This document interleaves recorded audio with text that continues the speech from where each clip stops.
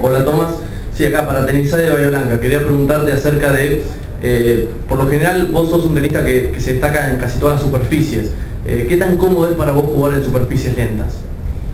Že v podstatě nemáte problém s žádným povrchem, tvrdým antukou a tak dále. Jak se vám dneska hrálo na tom pomalě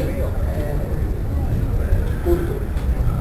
Tak na to, že to je velká změna přejít vlastně z betonu nebo z tvrdého povrchu tady na antuku, tak musím říct, že se mi to podařilo zvládnout poměrně dobře a porazit hráče, který si ten povrch vybral, tak o to víc mě to těší a já jsem rád za to, že všechny ty povrchy zvládám tak, jak je zvládám a myslím si, že to je taky úspěch nebo část mých úspěchů vlastně po celou sezonu.